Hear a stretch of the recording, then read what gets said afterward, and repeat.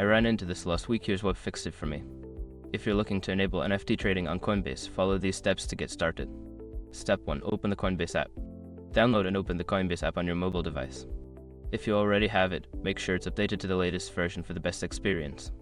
Step 2. Create or log into your account. If you don't have an account, sign up for one. If you already have an account, log in using your credentials. Make sure your account is verified to access all features. Step 3. Navigate to the NFT section. Once logged in, locate the NFT section on the main dashboard. This is usually found in the menu or as a tab at the bottom of the screen. Step 4. Enable NFT trading. In the NFT section, look for an option to enable trading. This may require you to agree to certain terms and conditions. Follow the prompts to activate this feature. Step 5. Fund your wallet. To start trading, ensure your wallet is funded with cryptocurrency.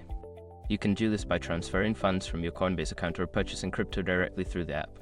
Remember, if you don't see the NFT option, it might not be available in your region yet. Happy trading!